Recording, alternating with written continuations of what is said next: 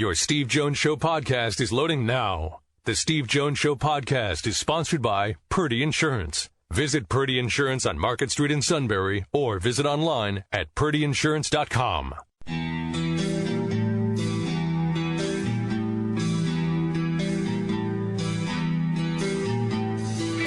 Sports talk where your voice counts. This is the Steve Jones Show on News Radio 1070 WKOK. Now from the Sunbury Motor Studio, here's Steve Jones. Journey Brown through the hole to 5, 10, breaks a tackle, first down 15, swings it near side 20, turns on the speed 30, 40, near side midfield, 40, 30, near side 25, 20 inside the 20 and down to the 15-yard line. Journey Brown. The sun comes out and Journey Brown runs toward it. Ford to the left now. He's got it. Right side. Touchdown. Penn State as Devin Ford walks into the end zone. And the Nittany Lions cap a 98-yard drive, 85 of which carried by Journey Brown to tie the game before the half. Waits. Good snap. Put down. Kick is on its way. The kick by Jordan Stout is good. Jordan Stout ties the game and ties the Beaver Stadium record with the longest field goal in Penn State history, 57 yards. He'll give the ball to Kane to the 10 to the 5. Noah Kane, touchdown! Penn State, the Nittany Lions cap an 88-yard drive and take the lead with 5:50 to go in the third. 5 seconds left. Two left, two right. Pickett takes it. Back to pass. Four-man rush. Steps up. Looks. Throws it in the end zone. And it is batted around and hits the turf. Incomplete. And the Nittany Lions win the 100th meeting with Pitt, taking it 17-10. I just thought overall, I thought the first half, the story of the game was their defense being able to get to our quarterback. Not necessarily with sacks, but we're hitting our quarterback and pressuring our quarterback. We weren't able to do that with them. They did a good job protecting the first half. I thought in the second half we were able to make some adjustments. We got more pressure on them. We got them out of the pocket, and we were disruptive with our defensive line in the run game. I thought we controlled the run game all night. We weren't able to make him uncomfortable in the pocket until the second half. James, talk about Micah Parsons. I thought it was his best game. That matchup when he got a running back to try to pick him up on that blitz, is that the matchup you're trying to look for him? Yeah, obviously when you can get a guy like Micah Parsons matched up with a running back, you like that. You feel really, really good about that. I thought overall the stuff that we're doing where we're using him as one of our 4 rushers, we think that's important for us moving forward. But we got a bunch of guys that we feel like can do it. We just need a little bit more production right now out of our defensive line when it comes to sacks and pressures. It seems like in the second half you started throwing to your backs out of the backfield. Is something you saw? Yeah, we want to get those guys involved. And the other thing is, obviously, if we can get the ball out of our quarterback's hands, then it helps our offensive line. The other thing we did was we moved the pocket a little bit, which is something I think is really important. Obviously, we got hurt tonight with the screen game. That's been a theme. We got to get better there. We're running the screen now as well with our offense in practice. So I think that's going to help our defense. The other area is I thought our special teams and our offense put our defense in great field position all day, and we let them go on long, sustained drives that either flip field position or scoring. So we got to be better there, too. The 13-play 88-yard drive that you put together to put you in front to stay had a real mix of run and pass. What did the running game mean to then have the pass dovetail off of it? Yeah, we need more of that. There's no doubt about it. We need to be as balanced as we possibly can. I also think some of that stuff, like you mentioned earlier, is getting the running back involved in the passing game as well. I think that's helpful for us. I'll say this. I've felt this way for 4 years. They play really good defensive football. Narduzzi's got a great reputation as a defensive football coach. Got a lot of respect for them, and it's been a battle. But we were able to find a way to get another win today. Obviously, the series didn't start the way we wanted it to start, but it ended that way. James, you have no problem putting true freshmen like Ford and Kane in critical critical situations in a football game. Yeah, I thought Kane was great in that drive. He was most of the drive. I've said it to you guys before. He does stuff, and it's not necessarily, a thing that just wows you and blows you away, but he's getting 4 yards. He's falling for 6. He's getting 3 yards. He's falling forward for 5. That's the type of back he is, and it's very productive. And we got 4 guys that we feel really good about. James Franklin after the game on Saturday, as the Nittany Lions won it 17-10. Several notes on the game for you. All right, number one, I really like the schedule a lot because I like the placement of the bye weeks. I think now you get a chance to reassess where you are. I think that makes a big difference.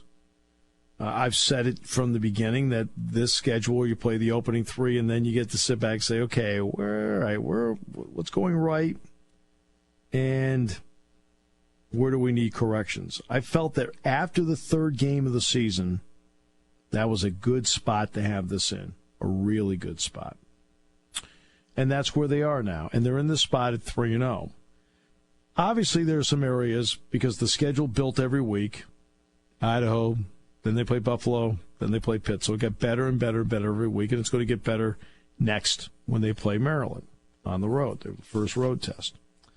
I felt Pitt played absolutely as well as Pitt can play. I looked at the tapes. It's interesting when you do look at the Virginia tape, you see the Virginia score, but I took the time to look at the tape because I wanted to see them against competition like Virginia. You know what the average length of scoring drive in that Virginia game was for Virginia? You know what it was? 25 yards. That was the average length of scoring drive against Pitt, was 25 yards in that game. So I came in thinking to myself, they're going to be a pretty good defensive team. Now, Jack thought this was going to be a hard-fought, low-scoring defensive game. Jack thought that from the beginning. I thought it was going to be a hard-fought, low-scoring game until about midway in the 3rd, and then Penn State would get it in gear and eventually, slowly but surely, pull away and win by, I think I told people they'd win by 20 points. That's how I thought it was going to play out. And it didn't play out that way. Played out the way Jack said it was going to play out. But there are a lot of reasons behind this, and it goes back to, I'm going to say I was probably saying this in May or June, Sean, where I talk about the 2 lines, the experience line and the talent line. I mean, I've been talking about this for months. So, but I'm going to reiterate that. And the reason I want to reiterate it is that I want to keep going back to it because I just think that with this particular team, just like I think that through happenstance, this schedule's perfect for this particular team. This schedule was not put together with this team in mind, but it turned out that this schedule to me matches this team. You get the break right when you need it. Well, there's another element that is a familiar theme with this particular team that's very important to me, and that is the talent line is up in that 90 to 100 area. There's no doubt they have a lot of talent. Now, it's going to be very, you got to coach it up. You got to do this. Just, okay, yeah, that's great. I understand that you probably did not, because they didn't cover, it probably was not a great day financially for you. I got that part. But I've also talked about the second line, which is the experience line. When will the 2 lines intersect? And as I told groups when I went out to speak, and as I've told all of you on this show, so those who are faithful listeners every day, or those of you who went out and saw me talk, I talked about the 2 lines, the talent line versus the experience line. And I said, the question with this team is going to be, when do the 2 lines intersect? Because the second they do, it's really going to take off. And I pointed out that the 2 lines could be a gradual one, and all of a sudden they intersect in November. Okay. All right. Or the 2 lines go at a pace and all of a sudden they intersect in October. Okay, now this could be a really, really interesting season. Or suddenly out of nowhere, you get this acceleration. The two lines meet each other, and experience starts to meet talent in September. Well, now you have a chance at a spectacular season because they do have the talent on this team. But there's a lot, when you're playing 45 to 55 guys like Penn State is,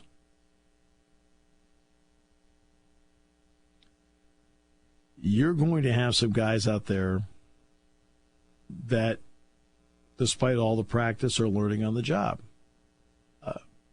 Justin Shorter is learning on the job. Dan Chisena is learning on the job. Cam Sullivan-Brown. To a point, even a Mac Hippenhammer is. A Rasheed Walker.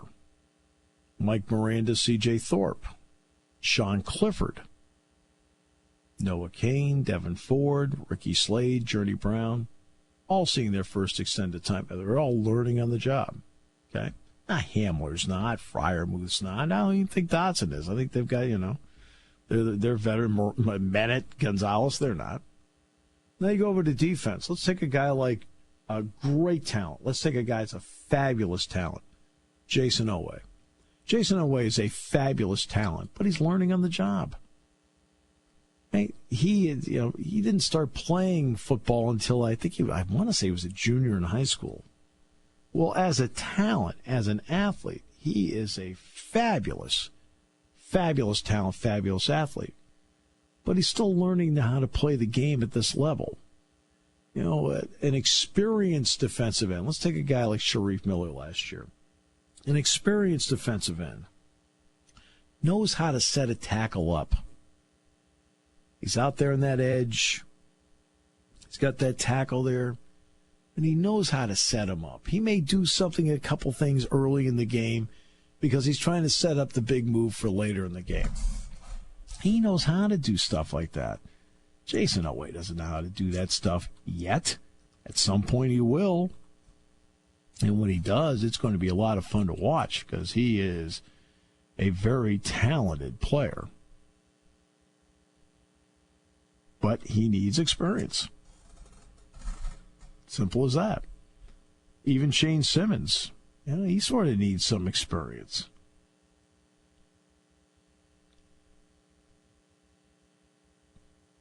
It just needs more. Now, I think Shane played pretty well, by the way, on Saturday. So I think you can see the experience now happening for Shaka Toney. A guy like Damian Barber needs a little bit more experience. He hasn't really. He hasn't really had a lot of experience.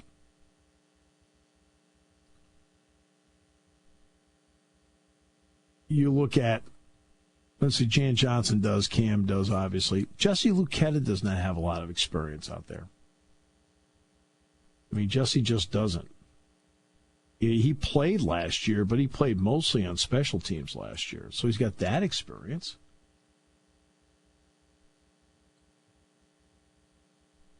And obviously a guy like Brandon Smith didn't play much. But then you look in the secondary. Brisker hasn't played on this level.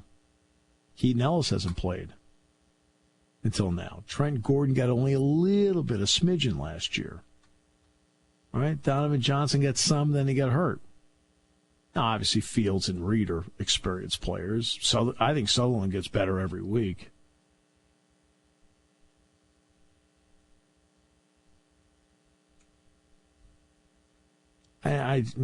So I look. That's how I look at it. I'm seeing a lot of on-the-job growing pains here, so that you're good enough to win. Gilligan punted brilliantly. Stout hit the big field goal. You didn't turn the ball over. 0 turnovers. They played a disciplined game. Pitt did a lot of little ticky-tack, a little shove here, a little twist of the face mask there. You can see it happening. All right? There was one swing in the end zone that happened. And that swing was the Penn State player was there, and I can't remember which Pitt player it was, and Pitt teammate came over to him, and he didn't see him, and he turned and he swung at the Penn State player, thinking the Penn State player grabbed him. It was his teammate that did it. You're like, oh, brother. What kind of discipline's on this team? None. But Penn State played a disciplined game, did not turn the ball over, punted the ball really well, didn't give Pitt much field position. In fact, the field position for both teams in this game is lousy. Pitt's average starting point was the 20. Penn State's average starting point was the 16. So when you get into a tight, hard-fought football game, how do you win it?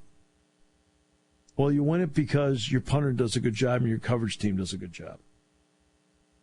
And the Chisena play, I'm sorry, but no offense, but because the Pitt player French doesn't call for a fair catch. That's why God created it. But that's another point. And the only touchdown drive Pitt had was that aided by that phantom pass interference penalty. As you know, my biggest gripe about officiating is as follows, and I'll say it again. Your job is to call what you see, not what you think happened. The two guys with the best angle on that pass interference play were looking straight at it from the center of the field.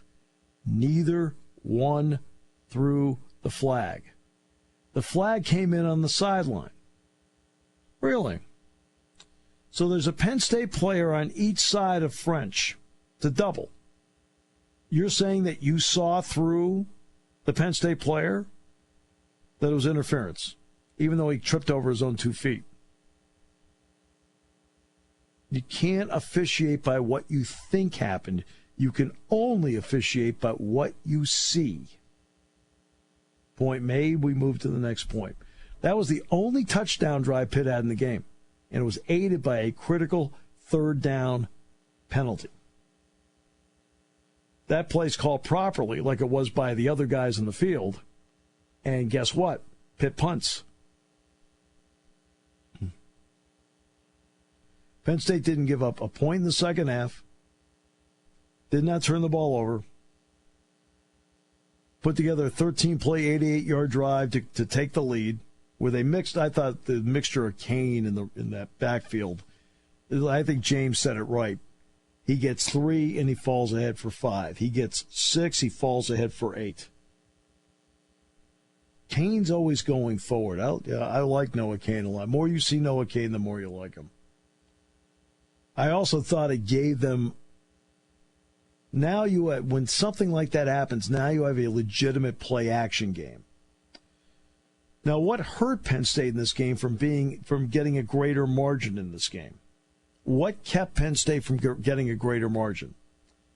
Believe it or not, of all the things that kept Penn State from getting a greater margin in this game, it was actually something that's been one of the biggest pluses for years for Penn State. First down. Penn State had 9 consecutive passes on first down. Now, I don't mean 9 consecutive first down plays, so please. There may have been a dozen first down plays, and 9 of them were passes. All right, just to give you an example. And of those 9 passes, they missed all 9. That meant over a span of 9 pass plays on first down, Penn State was 2nd and 10 after each of them. Now that changes what you're trying to do offensively. So they've got to be better. And some of those first down plays were shots, and I completely understand the shots. You're trying to get the big play, the chunk play. You've got the athletes. You're trying to get to them. And Sean normally throws a really terrific deep ball, and he just missed a couple. Okay. And the one, by the way, in the end zone to Hamler, and you saw Freiermuth there. If you're wondering whose fault that was Freiermuth's fault. Freiermuth ran the wrong pattern. It happens. But that's how I looked at it. You may have a different viewpoint. That's fine. It's fine. That's what makes it fun. We can have different viewpoints. We can see things differently. But I think a big part of this football team and what makes this season interesting are the 2 lines. When will the experience and the talent lines intersect? when they do, it's going to be really spectacular. The question is, how long is the process to get the two lines to meet? We'll take a break. Bottom of the hour. Come back with more in a moment on News Radio 1070 WKOK. When it comes to car buying, there's the other guy's way, and then there's the SMC way. The other guys force you into a vehicle you really don't want. The Sunbury Motors way lets you take the time you need to browse, ask questions, and take the test drive and think on it. For over 100 years, the Mertz family and all their employees have made your experience the most pleasant one you'll ever have. The other guys won't offer you the best price for your trade, no matter how much they say they will. The SMC way is their promise to provide you with the most money the market shows your vehicle is worth. The SMC way is to offer you all applicable factory rebates on new vehicles and generous discounts. Looking for a pre-owned vehicle? The SMC way checks each vehicle in a 200-mile radius to determine the lowest price, then beat it. It's the lowest price promise, just part of the SMC way. The choice is up to you. The other guy's way or the SMC way. The SMC way wins every time. Sunbury Motors Company in the North 4th Street Auto Plaza, Sunbury, and at sunburymotors.com. Selling more cars and satisfying more customers for over 100 years.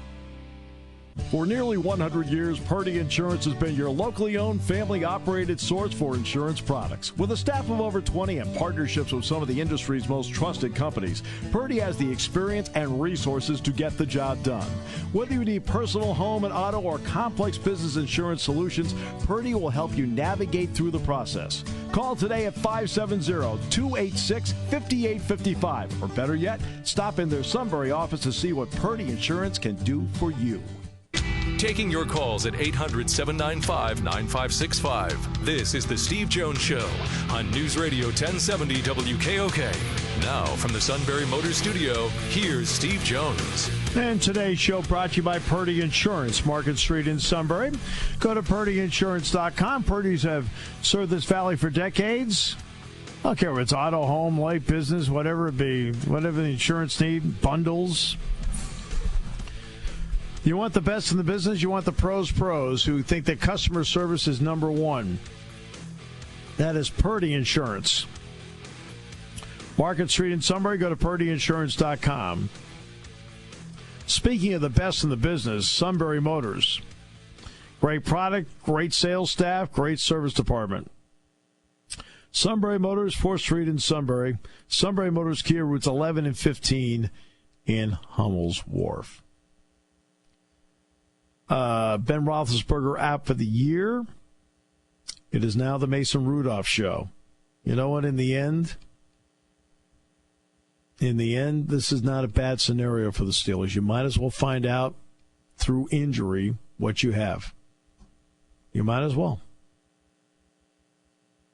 You're 0-2 right now. That's the reason why they took, and that's why and where in the draft when they selected Mason Rudolph a little over a year and a half ago, to put him in this situation. And I kind of wonder now if, they won't admit this to anybody, but it'd be interesting to get their take behind closed doors with the windows pulled down in the office. Maybe we should have kept Josh Dobbs after all. Yeah, but you can't sit there and count on this happening. I mean, that's, Well, with scenarios like this, though, if it gets more rampant in the NFL, just makes you wonder if more teams are going to keep 3 quarterbacks instead of 2. There are other 3 good quarterbacks out there. Yeah, exactly. I mean, per team. In other words, do you have 66 quarterbacks that are NFL level quality quarterbacks? I don't really think there are. So, yeah, he's out for the year, and out 6 weeks, Drew Brees. The Browns will take on what's left of the Jets tonight.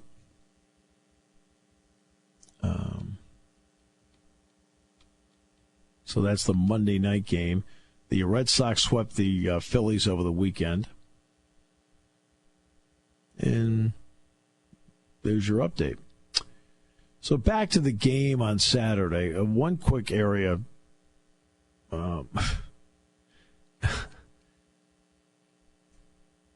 don't care what he says, but Pat Narduzzi, here's the bottom line. Right?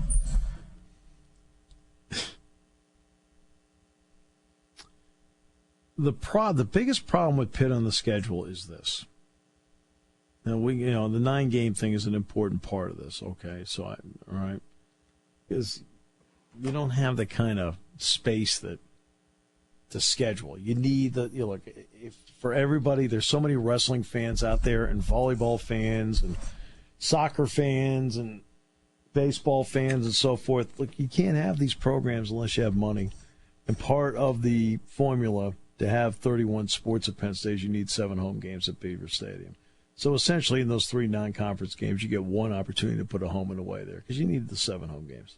It's been like that for decades. It's not a recent phenomenon. It's decades. I remember Joe talking to me so many times. Joe talked to me about the importance of 7 games. I mean, you have a lot of private conversations with people along the way, which, if you're listening, it sticks with you. And so the 7 home game thing has been important forever. Now let's play a what-if game. Let's now turn the calendar ahead to 2021. It's September 16th, 2021. Shikellami's opened the season 4-0. The suit's insufferable and has had the interim removed from his title. How are we doing so far? Interim removed from the title. Whoa. Okay.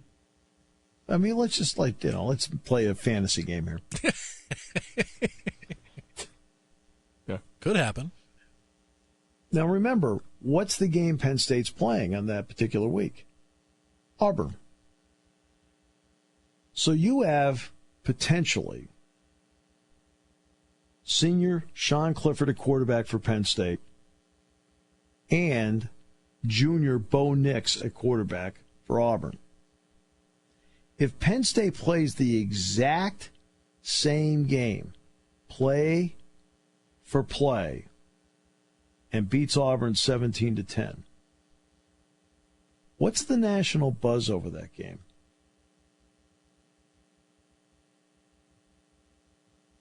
It's off the charts, isn't it? Tough, hard-fought game, Big Ten, SEC, 2 great quarterbacks, Sean Clifford, Bo Nix. Wow, the defense has stepped up. There's a goal line stand. I mean, and Penn State won 7, and people are thrilled they won 17-10. Why doesn't everybody feel that way about this game? Because of perception. The national perception of the Pitt program is not on the same level, even though they're a Power 5 school, as it is for other programs, Auburn being a good example, which Penn State will be playing here in 2 years. And if Penn State plays play by play by play and wins the game 17-10 in Beaver Stadium, the exact same scenario, no changes. Nix makes a big pass play down the sideline to one of his Auburn wideouts on the final drive.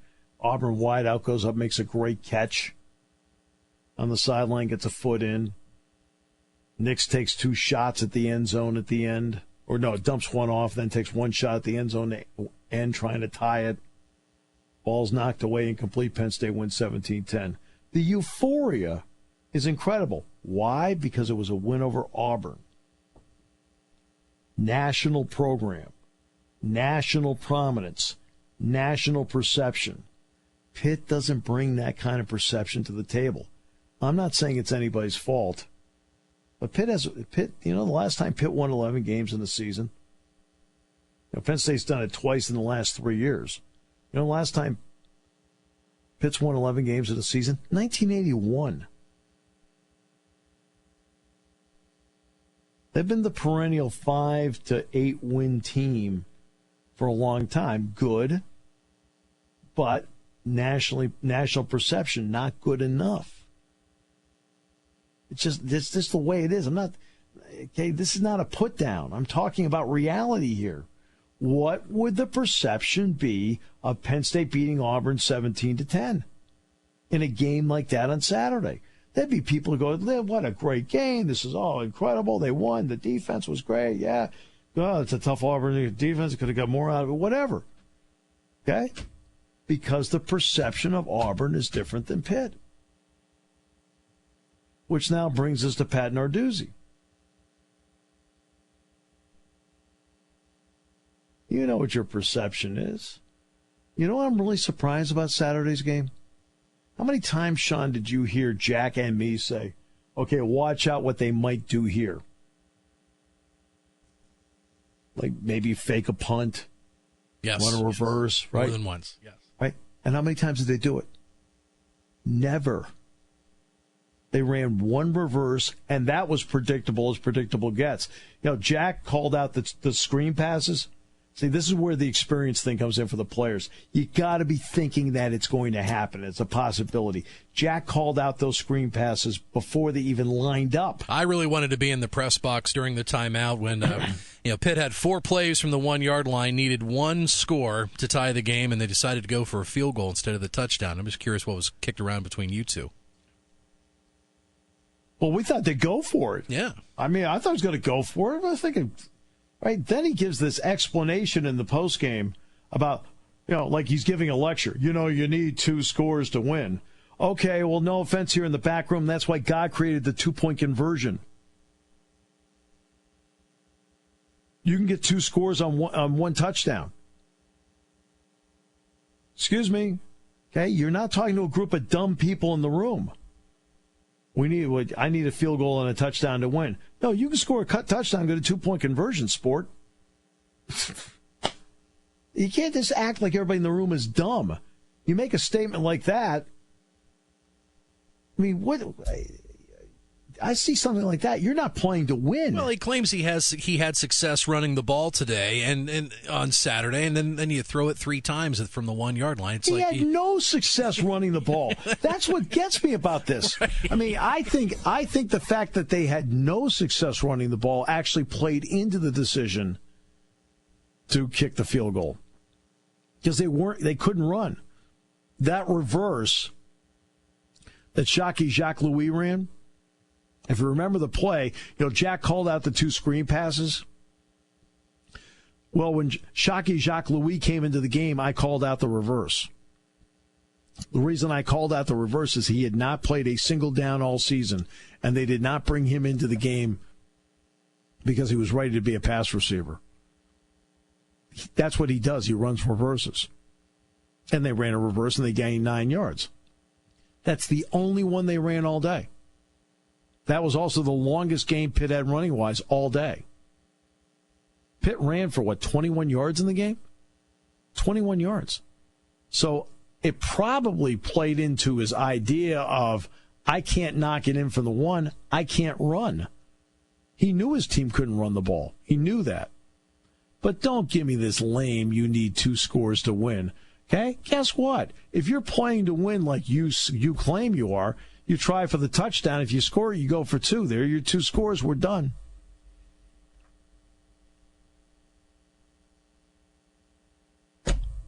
You need 2 scores to win. You're correct. You do, and you can get them with a touchdown and a 2-point conversion. Field position, though, is so critical. I mean, if it hadn't been for their punter, it just makes you wonder. This wouldn't have been a 7-point game. But Blake Gilligan punted really well too.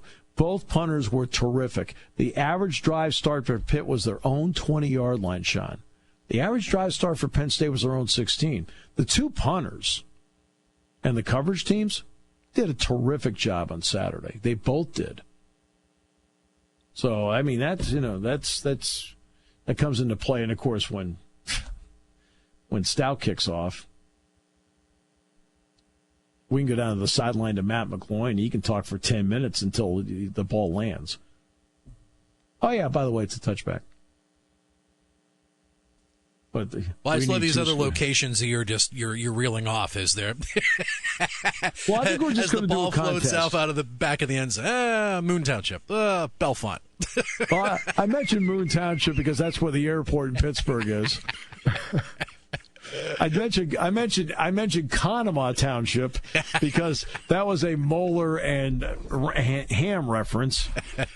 Bellefonte was just to keep the locals happy. Sure. The Lamont Post Office has had more run in our football broadcast than they have in the 50 years of existence it's been there. There are a lot of people who didn't even know it existed. Oh, my goodness. Might as well have some fun with it. But again, we need two scores to win. Yeah, a touchdown and 2-point conversion. There's your 2 scores. Okay, I rest my case. Like, I'm listening to me. You're lecturing touchdown, 2-point conversion. Don't lecture me about your field goal. The bottom line is you blew it. Okay? You were down there one other time the entire day, and that was because you got a gift on a pass interference call.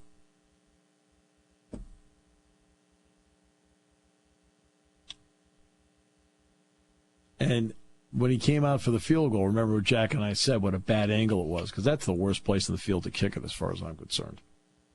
When you're that close on that hash mark, that is a hard kick.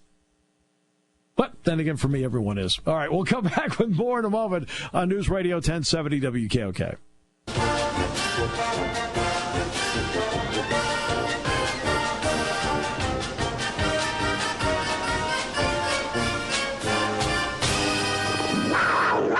All right, great to have you with us on the show today. Brought to you by Purdy Insurance, Market Street in Sunbury. Go to purdyinsurance.com. Pitt hit Sean Clifford too often in the first half on Saturday. And Penn State did not get to Kenny Pickett enough in the first half Saturday. That's one of the big things you saw in the second half. They did put a lot more pressure on Kenny Pickett in the second half. They made adjustments there. I also thought that Sean Clifford operated from a cleaner pocket in the second half. So that really helped. The drive with Noah Cain, the 13-play, 88-yard drive, where Cain scored from 13 yards out. There's something about that kid. He is always moving forward. And as James says, if you hit him at 3, he'll get you 5. If you hit him at 5, he'll fall down and get you 7. That's the way he plays. And it was perfect to get him in at that time. And then it gave Penn State a legitimate play-action option, which played well on that drive. If I recall correctly, Sean Clifford had a big third-down pass play to Cam Sullivan-Brown to keep the drive alive. That was the drive that put them in front. It's also interesting at the end of the first half. Well, actually, one other item, too. Penn State also did a good job, especially at the game win, of using the backs out of the backfield. Devin Ford caught a pass. Cain caught a pass on that drive. The big 40-yard pass play to Ricky Slade was well done. Journey Brown can catch the ball. I mean, they were able to rack up some yardage through the air with the running backs on Saturday. Moving forward, that'll be an important part of what they do, just to mix it up a little bit. Even if it's a simple check down. Simple check down can still gain yards.